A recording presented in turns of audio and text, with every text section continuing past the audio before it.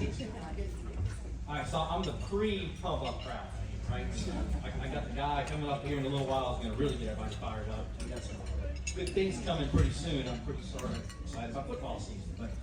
But Chris Blair, he is entering his 9th football season as a voice of the Tigers. After joining the LSU Sports Network and calling his first season of baseball games at LSU in the spring of 2016. That seems like it was yesterday, Chris.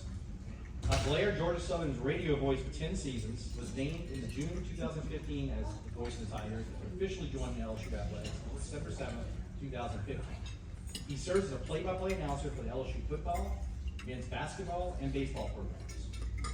Blair's resume covers virtually all aspects of broadcasting, with experience in broadcast management and marketing positions in Greenville and Columbia, South Carolina. Blair essentially grew up in a radio station, as he began working for his father, a longtime broadcaster at the age of 14. His college broadcast experience includes working for the Clemson Tigers Sports Network and at Lander University. So I've been fortunate enough to know Chris pretty well over the last couple of years, and I can tell you he's gonna definitely claim some credit for all the success LSU has recently. Because we had some pretty good success since Chris came on board, and I think about who we had replaced, Jim Hawthorne, and him being a legend at LSU, and with Chris being able to have some of the great calls we've had in the last 8-9 years, LSU fans have been very fortunate to have him come on board. We're excited to have him here at SME, I should say, for the second time. So let's do a big Tiger warm up to Chris Blair.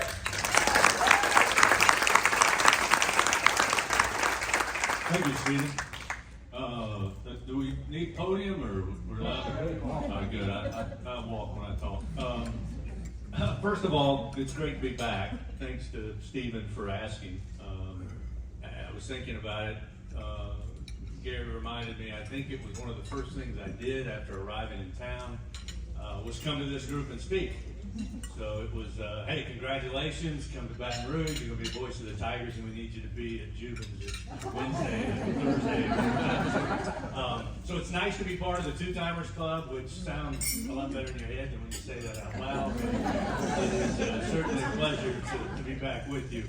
I was sitting at home last night, my wife said, what are you going to talk about tomorrow? And I said, that's a very good question, dear. You guys are the professionals. I did spend some time, probably 10, 12 years, in the sales game, both in local radio and network radio, and then eventually sports college multimedia rights sales. But part of the appeal of coming to LSU is we have a great group of people who handle all that. All I got to do is show up and read whatever they sell. So I chose that. But I certainly have a great appreciation for what all of you do for your respective companies.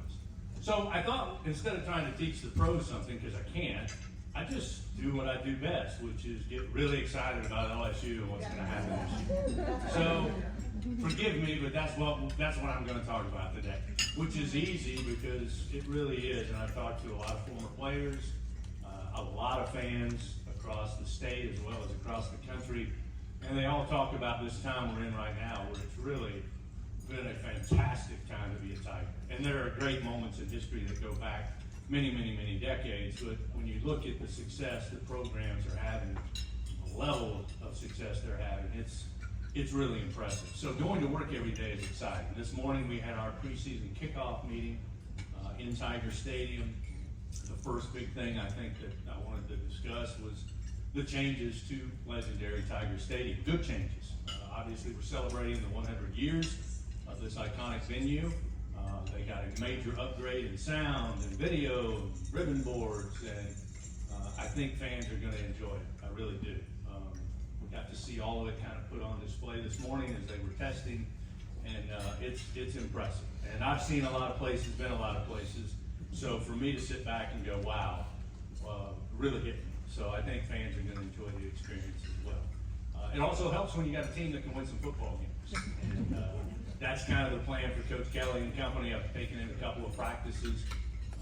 The guys look really good. The things that were most concerning to me and the people I worked with last season, we feel a little more optimistic about this season. So let me not bury the lead. That's the defense. Defense struggled mightily last year with one of the best offenses in college football had ever seen. Certainly one of the top 10. So I think the defense is going to be much better. I think Blake Baker has an attacking style, which there were times the last 2 years it almost seemed to me in the booth we were trying not to get beat, as opposed to being the aggressor. We're truly on the defense. Coach Baker, even at Missouri, was an aggressive style. We saw that last year when we made the trip up there and had to come from behind victory. So there's a different attitude for the defense, and that's exciting. The biggest question mark I think is going to be the defensive secondary, and that's because there's so many improvements there. But it's nice to have Corey Raymond back, part of the architect of DBU, so having him back is going to be tremendous. So we don't get a nice grace period. We open with USC, another top 25 team in Vegas on September 1st, which is great for the university, great for the program. It's going to be the primetime game on Sunday night. Everybody that loves college football is going to watch it. But it'd be nice to win the opener for the first time in 4 seasons. So that's the goal. And I can tell you, being around the coaches and being over at practice, it's not something they talk about on a regular basis, but there is a sense of urgency that you can just kind of feel about not only the first game, but this season. But typically, as many of you probably know, Coach Kelly has really taken strides in his third year everywhere he's been. So his consistency and me being around him tells me that's probably going to be the case this year. So football should be an exciting season. And again, I think the home games are going to be fun from a fan perspective. Going to be a lot of different announcements coming out in the coming days and weeks about the 100-year celebration. So I know many of you are excited to get there. If you haven't, make plans to join us for one of the great games, because this year's home schedule is, that's what you're looking for. You got Ole Miss coming in, maybe a top 10 team. You got Alabama coming in, UCLA, which would be nice to return the favor from a couple of years ago. So the home schedule is great. It's going to be exciting to be a part of it. But it's not just football. Obviously, the success of baseball, women's basketball, gymnastics, softball, and even the growth of men's basketball, I think, is an exciting time. So I had a chance to be with the basketball team last week, spent some time with some of the new guys as well as the returning guys, and being around. I'm lucky my office is about 10 steps from Coach McMahon's office, so he sometimes comes in and plops down in a chair in my office, and sometimes I'm just the sounding board, so that's great. But he has been extremely positive with this group and this roster he has assembled. And I think the big key is that he's got 3 returning juniors, which in today's age of college basketball, college sports, is a rarity. It's hard to develop a program these days because you have the ability to just move. The guys who come in highly touted as freshmen, they don't play as much when they're freshmen. Some other coach, some other program says, hey, you start here. Next thing you know, there's big transport portal games.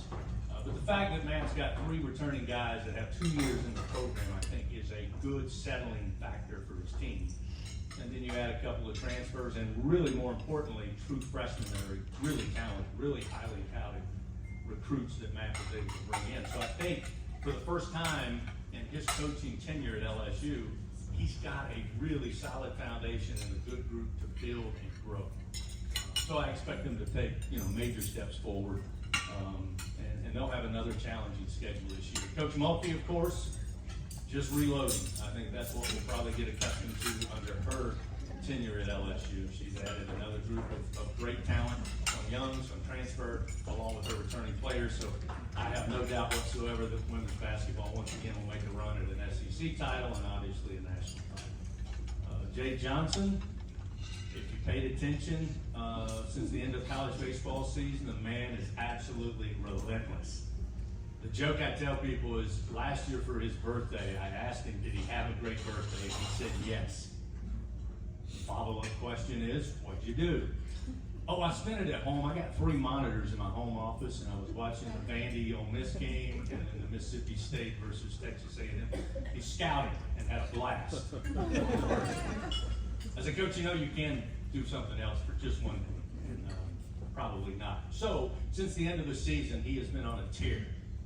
The transfer portal, as well as getting some big breaks for guys who were potentially going to sign professional baseball, including one from right here in Baton Rouge that has decided to enjoy the college experience and enjoy college baseball, and there's no better place to do that than at LSU and at Alabama Stadium. So Baseball, I think, should be most of the preseason, which is way, way, way too soon, say it's a number one team.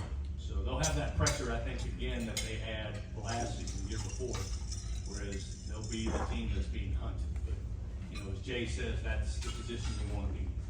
So he embraces that. So baseball, again, I think will be fantastic. Coach Jay Clark is extremely happy when you see him on campus. He's got a great returning team from their first national championship a year ago. Gymnastics will be another exciting season. Beth Torina, I think, really turned the corner this year and feels grounded about where softball is headed. And I think there's no better place to take in a softball game, period, than Tiger Park. So if you haven't done that, I get about a week before baseball starts and I got to start, doing that. And my wife and kids, we always take in a game or two that first week at Tiger Park because it's so much fun. The game moves so quick. The action is bang, bang, bang. And it's a nice, very sophisticated and luxurious location, yet it's got that intimate feel. So if you haven't made it out to a softball game, you should. It's a lot of fun. So again, I didn't have to come up with much to tell you how exciting it is to be at LSU. We are lucky because our leader is not only one of the most revered and respected in the country when it comes to college ADs, but he's an LSU guy. So it's a very unique blend, and you can see it when we meet, or when I'm around him, when we're on the road. I mean, there's a love for LSU that is always at the forefront, and they've had to make, obviously, some very difficult decisions in a very ever-changing landscape of college sports. I mean, the changes we've seen over the last 4 years, I have people that, believe it or not, are older than me and have been in this business longer. They still can't believe things are happening that you would have never dreamed of happening just 6 years ago. And it changes on a daily and weekly basis. We get updates at least monthly on things that, well, they were looking at doing this, now they're going to do this. They're not going to allow this, but they are going to allow this. It's an ever-changing, shifting sand in college sports. And Scott Woodward, I think, and I'm biased, has done a tremendous job in navigating those difficult waters and then having LSU come out on the other side way ahead of a lot of schools and prepared to take on whatever changes come down the road. NIL certainly changed the face of what college athletics does. You have people that are in favor of it, you have people who are not in favor of it. Scott's attitude, at least the projection to us, has been, you can have your opinion on it, but it's here. So we can sit and debate and argue whether it's right, wrong, how you should do it or shouldn't do it, or we can get left behind by everybody else. And I think Scott did a wonderful job in his leadership. Kelly is a big part of that. Verge. They all did a good job of saying, hey, we have concerns and we'll voice those concerns when need be. But at the end of the day, we do not want LSU to be behind when we come through the other side of this. And LSU is positioned right now. There are a lot of schools that are contacting our people wanting to know, how do you do this? How are you integrating this? How are you utilizing and maximizing the best way for both student athletes, coaches, and programs? So I can't say enough about what it's like to work with Scott every day and his administration. It's fun to go to work every day, which is a blessing, I'm sure you all know. And again, the sky is the limit. Scott told us at an all-staff meeting, I want to say back in March, that we are all very blessed to be at LSU.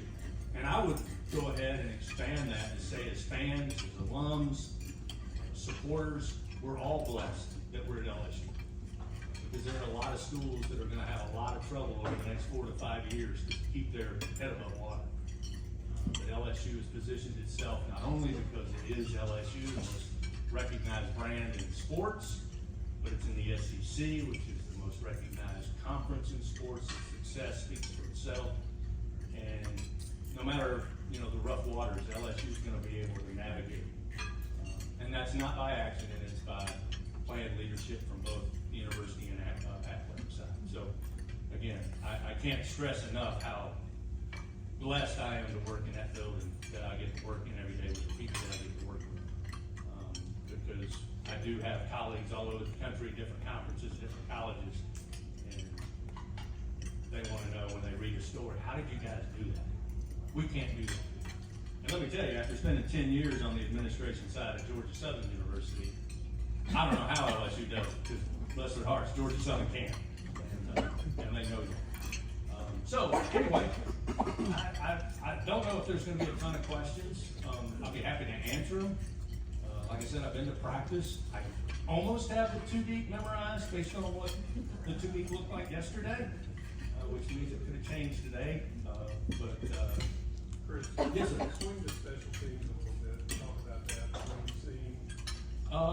I'll be honest with you, Oschendorf is impressive, transfer from Louisiana Tech. And I know it's a punter, but I've got two close friends of mine, I've been in their weddings, and they were both college punters. So I have a high regard for punters and how important they are to the overall team. And they are very important. Special teams, as coaches will tell you, are hidden yards. You can get 3 extra here, 5 extra here. At the end of the day, that could be the difference. And Oschendorf, coming from Louisiana Tech, is a big addition. We were at practice last Wednesday or Thursday, and they had the punters off to the side, and we were just watching some of the punts. And he aired one 60 yards. What I mean by aired one, it came off his foot and landed 60 yards. Then bounced 60 yards. He lost track of how far it bounced it went out of the end zone. He's got away. Now, full disclosure, he shanked a couple. But I give him the benefit of getting that 160 yards, but more consistent than not. So I think we're going to be good there. It's nice to have Damian Ramos back. Damian's a guy who has, over the last couple of years, extended his range. I don't know that he is super reliable from 50 plus, but he's done it, which is a big thing. But inside 40, I'd take Damian Ramos just about every time. And that consistency, again, 3 points and 1 point can be, a big difference in the game. So from the kicking specialist, I think LSU is going to be in a good spot. When they change the rules for kickoffs and punts, it's extremely difficult now to be able to get big plays in special teams. And what you find, or at least what I found, is a lot of coaches now are just trying to position field where they are on the field. Now, it'd be great, it's lanyard if they're able to take one the distance for 80 yards for a return. It's just hard to do. They move the kicks up. Most of the kickers now are trying to get to the end zone to get a touchback.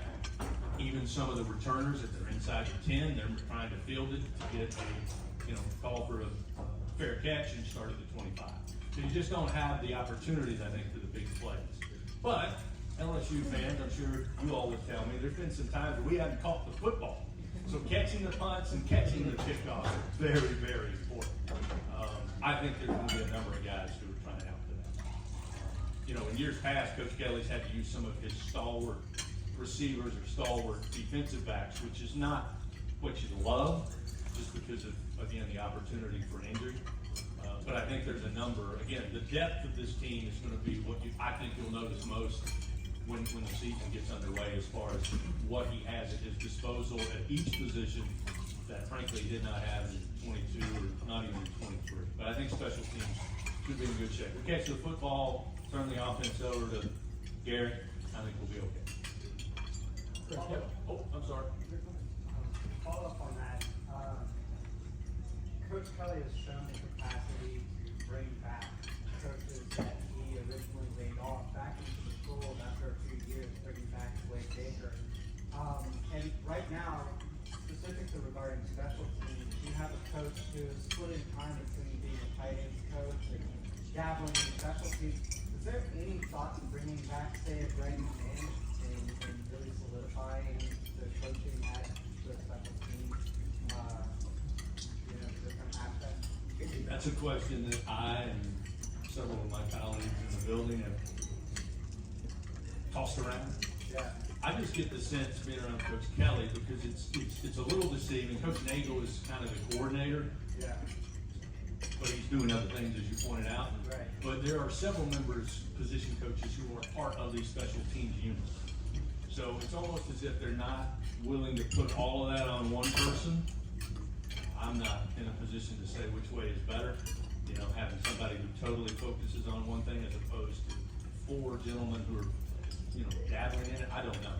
That seems to be the way he wants to do it. He certainly has the budget, certainly has the ability to hire one person to do it. Yeah, and they removed the cap on the coaches. So we got a bunch. Right. In fact, I just toured the new recovery center, which, by the way, hyperbaric chambers, I mean, probably 12 high schools. It's impressive. And part of that was also adding coaches' offices. And it's a hallway that looks like The Shining. I mean, it goes. So there's a lot of offices over there that they didn't have after the original renovation. But again, to answer your question, that's a total guess on my part. I mean, I know Coach Kelly's very specific. That's one of the things I enjoy about being around him the little time that I'm around him. He is very thoughtful. He's one of those guys that subscribes to what my grandfather told me. What's the impact in 5 seconds, 5 minutes, 5 hours, 5 days, 5 weeks? He's very much like that. Everything is, I'd love to do this, but what is this going to do moving down the road? So I say all that to say, this apparently seems to be the system that he likes. You guys invite me back to be the 3-timer club, or 2-timer club. Maybe in a couple of years we can say, hey, look, that's the way to do it, because our special teams are top notch. I certainly have had that same thought. Yes, sir. Earlier you mentioned LSU is the most recognized brand in sports. I don't know if that's an official thing or just an opinion or what, but from a sales marketing standpoint, it's interesting to me to hear that. Not that I haven't heard it before, but is there like a survey or some kind of empirical data that shows that? I'm just curious.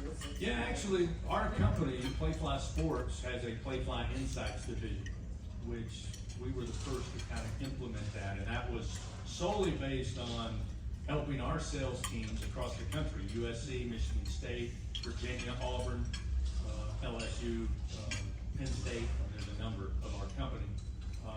And because we had these different markets that were large markets, there was a need to have some of that detailed info. Who's consuming it? How do they consume it? How often do they, all of that stuff that you guys deal with on a daily basis. And LSU constantly becomes the brand that is recognized, again, through their research. I had the great opportunity last week. Matt McMahon asked me to moderate a panel of 4 former players to speak to the team. Very intimate setting, nothing formal. And, we had Collis III, Collis Temple III, we had Garrett, who's amazingly going to start his 15th year of an NBA career for a guy that averaged 9 points, 4 rebounds when he played at LSU. That shows you the work that Garrett put in. But Keith Hornsby, who played a couple of years ago, is back in town. In fact, moved into my neighborhood, which I didn't know until I showed up that day. And David Fleshman, a lot of you know. What was interesting was Keith has spent the last 6 years playing in Europe, France, Spain, I think Croatia for a little bit. And he was telling the guys about the importance of the 3 letters on your chest as well as the name on the back of the jersey. That's your A, representing yourself, your family, but never forget what you're representing when you have the purple and gold and those 3 letters. And he said the reason why is that everywhere I played and everywhere that he and his wife visited when they were in Europe, it was a Go Tigers, a LSU chant would break out. And he was like, it really caught me off guard because, I'm in Croatia. And I'm like, well, they don't fit. But again, yes, there is some research. Again, you will find that Texas, Penn State, USC, UCLA, Florida, and Tennessee, depending on what study, what the questions are, those are going to be the brands that basically anybody could look at, and it wouldn't be a Rorschach test. They would immediately know Tennessee, LSU. It helps. You got an L, an S, and a U. That's your name. But it also helps Tiger Stadium. It helps from this rabid fan base. It helps from the success. But yeah, it's. I can't tell you the number of times I've got buddies that work at Virginia Tech. They work at Virginia. They work at Florida. They work at USC. I mean, it's constant text messages. Saw y'all did this. How did y'all figure that out? Again, Scott's message to all of us, little old radio guy that has a little corner in Tiger Stadium, to everybody who works, is he wants us to be the ones that push the envelope. Like, we're not following anybody. we're gonna go do this, and people may like it and copy it, maybe they won't. But this is what LSU does. And so when you get an entire organization, from the training crews to the orthopedic surgeons, to the coaches, to the recruiting analysts, everybody who's doing their job, whether it's one job or five, is constantly going in every day going, how can we move this forward? How can we do this better? Perfect example of that, I'm sure a lot of you heard, Jaden Daniels improved himself to a mighty big paycheck and a Heisman Trophy because Doc Marucci and his crew brought virtual reality to the quarterback room. That was proprietary to LSU. Nobody in college football last year had it. Some of them had opportunities and passed. Jack told me that the NFL was calling him in November and December. What is this system? Who has it? Where do I get it? Now that is just one example of how LSU said, this is what we're going to do. And Jaden would walk in, throw on the goggles at 6 in the morning, and there is, pick a stadium. There is the stadium. Just like the new EA Sports game. That's basically what he was looking at through the goggles was, whether it be Starkville or Ole Miss, it was the stadium. He knew where the 30-second clock was in that visiting stadium. He knew where the home fans were. He knew all of the parameters that he would have to work within. And to be able to do that 3 or 4 days for each game, not to mention the hourless times that he did it by himself, but that improved his decision making. That made, you're almost dead if you're the defense and the defensive coordinator when he got to pre-snap. Because if you showed your hands, he knew it because he'd seen it. And he knew where the backers were coming from. He knew where the gaps were going to be pursued because they replayed it hundreds of times on VR. So that's just one other example. Jack, by the way, I'm sure many of you know him. He's amazing. He told me in Tampa he makes drumsticks now, which I hope I didn't let anything out of that. And I play drums as a hobby to work the frustrations out. So I just go out there and beat on them. But we're in Tampa, and he goes, I heard you play drums. I said, that's using that phrase lightly, but yeah, I bang on drums. He goes, well, I've been making drumsticks. I'm like, of course you are, Jack. I mean, why not? So anyway, he's just a fascinating dude. Anytime I get a chance to visit with him. Yes, sir. If you're willing, and in a room full of friendly people, what's your prediction for the season? Record? Well, let me check real quick. I usually do this right out of the get-go. How many do we have on here that get on the message board? But you just read, right? You don't post. I've not had anybody post. I've been here almost 9 years. Nobody posts. I don't know who these people are. It must be bots. No, I usually don't do predictions. But I looked at the schedule, and it's a challenging schedule. But as Kirby Smart said, showing the SEC schedule, it's not. I could argue Georgia's last year was a little easier, but they still had to win. Ours is pretty challenging when you consider the non-conference you got, because you've got USC neutral, you do have UCLA at home. You do get some of the bigger games, as I mentioned earlier, at home. I think we could win 11 games. I think we could win 12, but I think 11 is good. Yeah. I actually think with our strength of schedule, again, I go back to LSU gymnastics. One of the things that made them so dominant, I think, this year, and Dave told us about it in December of last year, was their level of difficulty was going to be well-known high. So, again, if you're perfect, then nobody can touch it. If you have a slight stumble, you still get that degree of difficulty. I think because of LSU's football schedule, yeah, I think 12 in the playoff, I think they got a shot. And I think they can win 11 games. And I couldn't tell you game by game. I just think there is a couple on the road that could be tricky. Again, the way the schedule sets up, you could have a ton of momentum when Ole Miss shows up, based on where the schedule falls. You got that trip to South Carolina, which the Gamecocks are rebuilding. Let's put it that way. After Spencer Rattler, which again he gave them a little bit of fire, but not anything to write home about. So I think having that win on the road and then rolling through some of those home games middle of the season, I just get the sense that Brian is well aware that, yeah, 10 wins are great, and he would be the first to tell you that ain't easy, especially in this league at this level. But he wants to win more than 10. And again, we went through the schedule, because when it first came out, I thought, oh my goodness, man, this is gonna be, you know, very tough to navigate. And then a couple of guys in my office, we started breaking them down, thinking about who was returning and all that, and next thing you know, we easily got to 10 or 11. So, for those who do post, if we don't win 11, have at it. You can tear me up online. I missed badly, because I'll be honest, I got the greatest job in the world, because I don't have to prognosticate. People ask me all the time, what do you think our DBs are gonna do? I can give you my opinion, but the truth is, my job is to tell you what they did after they do it, which is really easy.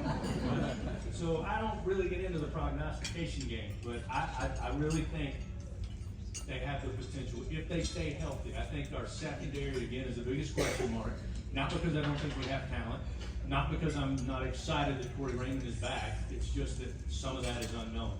And I think that they have the players, should they stay healthy, at the top 2 or 3 on that depth chart to do the job we need them to do, so that we don't have to outscore opponents 48-47 like Tim Couch and the Kentucky Wildcats used to do occasionally. Chris. Yeah. You mentioned the road just now.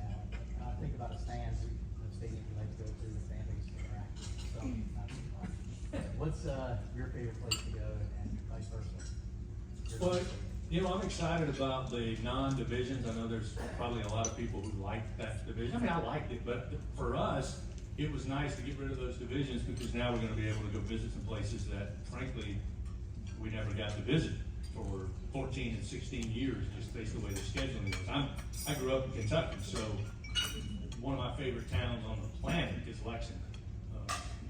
Grew up there, my mom and dad went to school there, so I love Lexington. It's got suburban tours. It's if you haven't been, and I don't get paid by the chamber, but it's a good trip if you can go. So we're gonna get to play Kentucky more, we hope, in football. Based on the first 8 years, man, there's not a whole lot of places I like. I mean, you gotta understand, at Tiger Stadium, we don't have the fanciest broadcast booth, but we are at the 50-yard line, which there's not a better place. I can see everything. I can see the north zone, the south zone, everything on the east side, and pretty much what's below me on the west side. And most places we go, we're not at the 50. You know, at Auburn, we're in the end, literally looking through the goals, which once they cross the 40 on the other side, I'm making all of it up, just so you know. If you ever tune in and I tell you they're going the other way, I don't know what they're doing. You know, the guy, a buddy of mine, is the voice of Auburn, Andy, and he literally sits with a 55-inch monitor, and he sits in his booth in the end zone and calls the game off the monitor. And I told him, and we have a monitor in there, I just told him, my brain, I haven't yet trained my brain to let me do that, because it's right there in front of me, but yet I cannot see yard markers, and I can't see sidelines on that other side, but it's just hard to watch it on the monitor. But, so Auburn's definitely not favored. Gainesville, Florida is not favored. And some of you may have heard, I usually make that pretty well known. I do not like going to Gainesville, so that's the only downside of this year's schedule. I'll have to spend 36 hours in Gainesville. Press box, as far as what we do, I hate to say it, it's Texas A&M. I mean, when they renovated their press box, they gave us a nice space to work in. It doesn't shake like it used to, which was a little unnerving the first time there. It does shake a little, but not like it used to. And it's nice. City, if you give me Knoxville, give me Lexington. And this, I may be in the minority here. I spend 4 days with the baseball team when we travel. And if I gotta go 4 days, to be honest with you, one of my favorite places to go. Anybody want to guess? Starkville. Starkville's not bad 4 days. They've done a good job downtown, converted some of the mills to some restaurants and outdoor spaces. Give it a shot if you haven't been there in a while. Just saying. Starkville. Anything else? I don't know if I hit my time limit or. No, you haven't. I have a question. Yes, ma'am. Right. Tell me how it's changed since 8 years ago when you were here, and what are some of your favorite memories of big plays that you called? The easy one is this room changed in the 8 years I've been here. It did. I don't think traffic's as bad as everybody told me it was going to be, and I know it's bad. But when I was selling at Georgia Southern, I had to spend 3 and 4 days at a time in Atlanta, and that's when I lost it. I mean, again, I'm not comparing it to Atlanta. I'm just saying I've been through that enough that not as bad, but I can see the frustration. So I've kind of gotten used to that. You know, I was here that first summer. I will tell you this, not to be change directions, but when my wife and family moved here in December of 15, I got here on the 7th, the day that lives in infamy. They didn't join me until the 21st. We moved into our first house here in January, and that August, was the flood.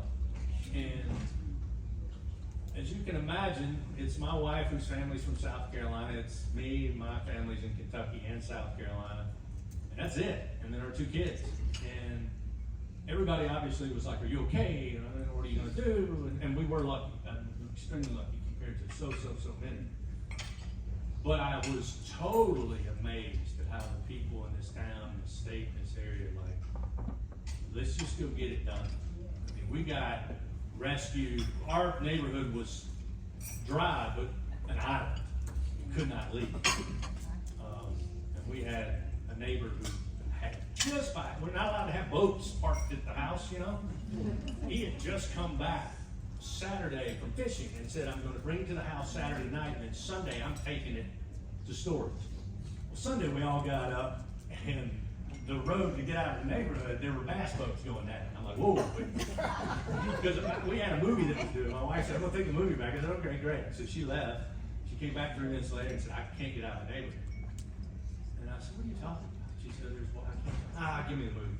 So I got my Jeep, thinking what little water I'll go through. And that's when I saw the bass boats. And I was like, I don't know if we can get out of it. So again, we had people who rescued us out of there to get us somewhere else. We had people who took us in for a couple of days. We had another guy who took us back because my wife's mother had recently passed, and she had a, what do you guys call it? A chest with all the what's it called? Bingo. Oak chest that her mother had that had a bunch of stuff in it. And we didn't know as the water was rising whether or not it was going to get into the house. So another buddy got another boat. We went back that night. They helped me get it up off the ground. I mean, and then just watching everybody help each other. I was like, when the proverbial you know what hits the fan, whatever that is, this is where I want to be because of the people that are here. So, and I truly mean that. So that's one of the things I've learned in 8 years. No matter what happens, we're going to be all right because of the people that are here and the people who've been through it and know what to do. Because I can tell you, growing up in the mountains of Kentucky, I don't deal with floods. I don't deal with floods. I didn't deal with hurricanes, and I didn't deal with tornadoes. I just can't do it. It dealt with some other things, like crystal meth and Mountain Dew and certain things. But from a weather standpoint, pretty safe place to be. So that's what I learned. Alabama, beating Alabama in 2022 in overtime I'll tell you a quick funny story. So we're in the booth. They hit the touchdown we hit the touchdown to take the lead in the fourth quarter. Or tie the game, I should say. Then they come down and tie the game. So we know we're going to overtime. So then we know Alabama's going, they're going to go first. So they drive it down, eventually punch it in at the goal line. So then we line up, and Jaden on the first play just takes it house, 25 yards. It's first overtime. So we're in the booth, everybody's high-fiving and screaming, and everybody's having a good time. And then Gordy Rush, who does our sideline, says, guys, don't be surprised if he doesn't go for 2 here. And I heard him, and I thought, Gordy's just trying to be aggressive. Certainly he's not going to go for 2 here. And suddenly the offense comes out. So my spotter, Jim Nickel, immediately, he had already flipped the special teams, so he's flipping back the card, and I'm sitting there looking at Doug Morrow like, are we really gonna do this? Like, I don't know that I'm ready for this. And luckily, out of the corner of my eye, I see Coach Saban sprinting down to the pylon to call timeout. And I gotta tell you this, I met Coach Saban with John Brady a couple of years ago at a basketball game, very brief conversation. If I ever see him again, I think he'll be a little looser now. I'm going to tell him, thank you very much for me. Because him calling that timeout gave me and Jim and Doug and even Gordon like a second to take a breath and go, okay, what are the outcomes here? What could happen and how do we need to be ready when A, B, or C happens? Because had they just rolled right into that, I'm going to tell you right now, they would have deleted my call with that. I would have deleted it. You would have never heard it. But thanks to Coach Saban, he gave us some time to re-rack and literally take it in and go, okay, emotions aside, we got to lock into what we do. So that was probably that's for football, that was amazing. The trip in Omaha, the Wake Forest game, Tommy White. So awesome to be in Omaha with that place 70% LSU in that final championship game, and to see Paul Skeens come out of the dugout, which we were told in the hotel by some pretty good sources that he's not going to pitch tomorrow, but he might be sent to the bullpen. So that's one of those things where you get to know a coach and they trust you, which you got to work at. But again, you never know. So I see Paul come out of the dugout, and of course that whole stadium goes nuts as he makes that long walk to the right field bullpen. And my hair on my arms, I don't have any on my head, but on the back of my neck, it all stood up.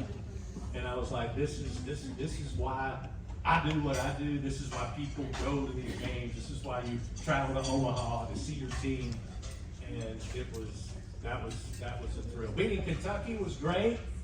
This past year, great moment for me. Again, both my mom and dad went to UK. But a bigger moment for me was Coach Will Wade allowed my mom and dad. What year did we tip it in against Kentucky at Rupp? Anybody remember offhand? 2019? 2018? We tapped it in at the buzzer. Calipari thought it was no good, goaltending or not in time, and then all that stuff happened. That game, Coach Wade was nice enough to let my mom and dad sit courtside with me. And they live in South Carolina, so they were traveling up. I flew with the team. And I told Coach, I said, look, Dad, when I was a kid, Dad marched from the back of the house to the front of the house to outside of the garage when Kentucky was playing. My mom watched the games on TV. My dad listened on the radio because he's in the radio business. And he just gets really, like his cats were very important to him. I said, so just know he might be sitting there in Big Blue. Just maybe. Coach was like, right, whatever, but let him have a good time. I walked down there before the game, and my dad is covered head to toe in purple and gold. and I was amazed, number one. But number two, and we won, and he was excited. So that was a big moment. So those three probably were the moments for me so far, and hopefully there'll be many more starting here in a few weeks. What's a typical day, like, when do you start planning for the Saturday? You know what I mean? Like your day out, you get up, you have like some weeds. What's a day in the life of calling a football game? On game day? Yeah. All right, so if it's a 6 o'clock kick at Tiger Stadium, our team, our whole sports properties team, they start at like 7 a.m., 6 a.m. or 7 a.m. to set up hospitality and tents and tables, make sure the catering. Those guys work extremely hard. I'll show up at 11. Once they get all the catering and the tables out. And then I'm usually, honestly, in my office, which is in the admin building. And that's just, the hay's in the barn by Saturday. Like, if I have to, y'all had that dream where you don't study for the test or you forgot your homework? I have the dream where I show up at the stadium and don't have my charts, and I've forgotten to print them. So as long as those things are done, Saturday I sit in my office, I have a TV in my office, and I watch whatever games are on until we go. Oh, wow. The week leading up is Monday through Friday preparing for the game. So by Friday midday, I'm usually done. It's ready to rock. All I got to do is show up and make sure those charts are there. Yes, Does your ma'am. family go to every day? Yeah, mostly. Yeah. My daughter's kind of gone through that age now where she just don't want to go anywhere. She wants to be on her phone. So like, she's not. This past year she missed a few, but my wife and my son's a sophomore at LSU, so he's right in the thick of the student section. So he's taking to that. Yes, ma'am. Ralph has a question. Oh, thank you. Oh, yeah. That's a good spotter there. Ralph May managed Baton Rouge, Maryland. We have a lot of visiting teams, stay. Yeah, absolutely. But I was one of the fortunate, unfortunate fans that was at Ole Miss for the game. And Last year? Yeah, last year, yeah. And I noticed their stadium, I mean, they had tremendous sound system, the lights going on and off. They played the music right till before the snap. Is that what LSU was sort of emulating with their stadium? Yeah, I don't know about the whole, because there's kind of a, I shouldn't say an unwritten rule, there is a written rule about timing for music, canned music as we call it. I think Ole Miss pushes that a little bit, so I don't know that, we again, Scott's message usually is, we may have the same toys, we may have the same technology, we don't necessarily have to use it like everybody else. So as far as how close we'll run that, I don't know, because I think they push it in the same way that Starkville pushes the Cowboys. That's not typically LSU style. That's not Scott style. I mean, from a standpoint of trying to make it a disadvantage, because when you got 101,000, 102,000, you know, the noise, the people can take care of the distractions. So. It was kind of like a concert setting. Almost, Yeah, but I will tell you, the new array, which is in that north end zone jumbotron. I'll be honest with you, we're 50-yard line press level, which I don't know exactly, you guys may know where that is, but we were underneath one of the giant cones of the old system. So when I tell you, I couldn't hear for hours, like after the Alabama game, because what happens is you put 102,000 people in there, that crowd gets crazy. Then my good buddy Dan Bournet kind of gets a little giddy up in him, and he's screaming, and that thing is pointed at us, and it was painful. So the new line array that they've got in the jumbotron, they've got these scientists. Some of you may know if you have it at home audio, but they come in and they look at every space, every reflection and bounce and reverb that's in that stadium, and then they align those speakers so that everybody can hear it and nobody, because the way it is now is if you were in a certain line of sight of that cone, you got blasted, like snow blind from the audio. But this should eliminate that. Everything should be, and I think they're going to integrate a lot of, that's what the kids want. You'll have a lot of, the Golden Band live, and then you're going to also have the DJ, which is down in the end zone. So all of that will be integrated. It will be a show that happens to have a football game going on. That's the model. That's the model we all have. Some people love it, some people don't, but when you go to the NFL, I love people who tell us they don't like ads. And real quick in closing, I don't know what sporting event people go to is not ads. I took my son to the Astros. We go every summer. I took him this year. If there's an air conditioning Minute Maid, they got a logo. I went to Dodger Stadium a couple of years ago. Took him to Dodger Stadium. I mean, it's everywhere, every summer. So again, I think this video board is not going to please some people because guess what? There's going to be ads. Or we could just charge $700 a ticket because it's got to come from somewhere.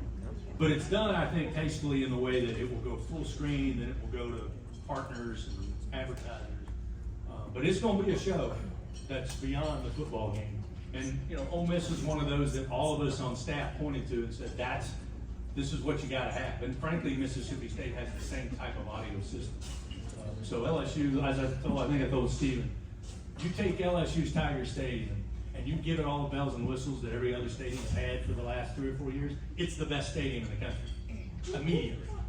So that's what we're going to have starting when Nichols comes to town. So again, I didn't mean to go long. I'm sure you guys got busy days. But I can't tell you enough. Thanks to Stephen again for having me back. It's great to see you all. And just let me know when you need to fill in again. I'm your guy, just down the street. Thank you all. Go Tigers.